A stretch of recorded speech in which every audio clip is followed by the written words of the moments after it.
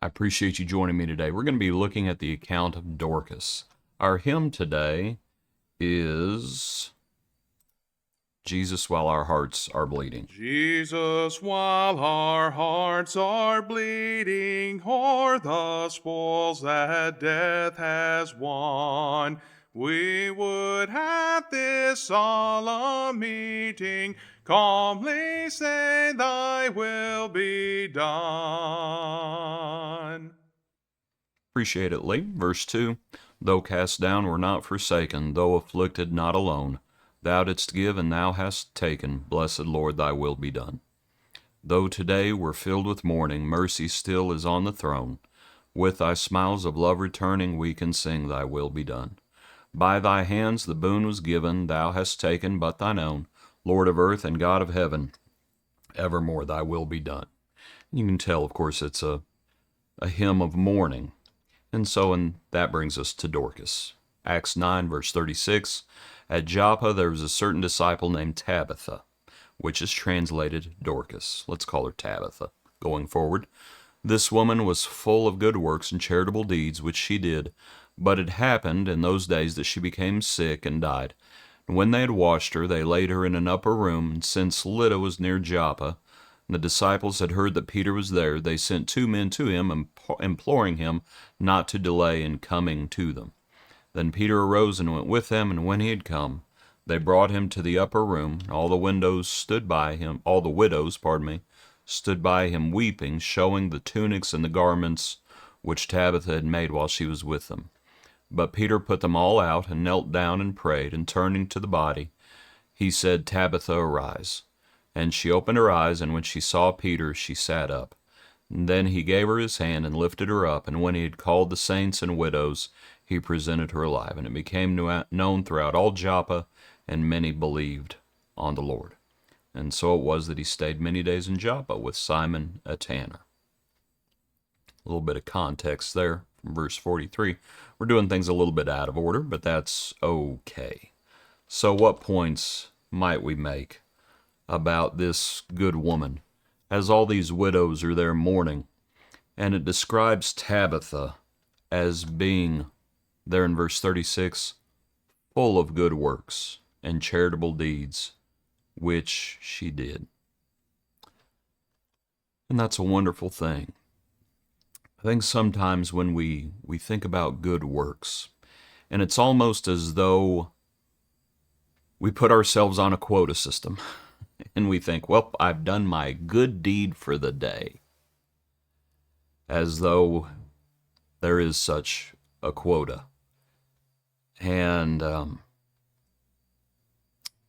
we should be full of good works, not just 1 or 2, but full of good works and charitable deeds. That's what Tabitha was like. That's what Jesus was like. Full of good works. And that's what we're called to do. So we shouldn't think to ourselves, well, I've done 1 or 2 things and that's enough. Now we need to have a better attitude than that, don't we? Back to our passage. She got sick and she died. And this isn't a news flash, but even good people get sick and die. Now, I will say this. I remember moving to a congregation down in Louisiana. There was a fellow there. There's a fellow there named Dean Claunch. And Dean was a good fella, real good fella. And six months or a year after we moved there, I can't remember exactly how long, but he went into the hospital. I can't remember if he had something to do with his kidneys, I think. And he never came out. And it hurt me and it hurt the congregation. I suppose that sounds kind of selfish. Hurt his wife too. Her name is Debbie. But just in thinking about it, I think the devil knows what he's doing. I'm not saying I agree with him. I'm saying It's sort of like in Job. When the devil comes to the Lord and the Lord says, "Have you considered my servant Job?" And the Lord says, "He's in your hand, just you can't kill him. You have to spare his life." And so we know what the devil does. The devil attacks his family. They were not protected by the Lord didn't say anything about them. And so Job's children die. But it's an odd thing that the devil left his wife. And I think the devil knows what he's doing. And anyway, just in thinking about how much of a loss Tabitha must have been. And that when some people die, there is almost, and it's sad to say this is just the reality, there's almost a sigh of relief. Because they were not full of good works. And to think about it, I just think the devil knows what he's doing. And in thinking about Tabitha, and of course, time and chance and things like that, all come into play. But the devil knows what he's doing. And so here Tabitha was, and she was a good person. But even good people get sick and die. And it would have been a tremendous loss to the congregation here, to all those who knew her. And so here these widows are, and they missed her. They missed her. And so they called for Peter. I don't know what they wanted Peter to do. I don't know if they were expecting Peter to do what he did or not. But Peter puts them all out and kneels down and prays. And we know what happens as she comes back. But here they are, and they're showing the tunics and such things that she had made. And they just missed her. They missed her horribly. And that's how it should be.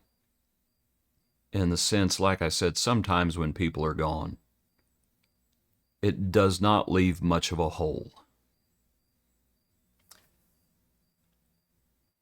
I knew another lady, this one not in Louisiana, this one's in Mississippi, I believe, and her husband passed away.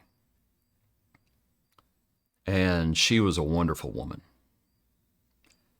And everybody in the congregation and everybody in the community knew Mildred Grady. And her husband was named Max. And Max, every time you're over at her house, Max would just sit in there and watch the TV and wouldn't talk with anybody.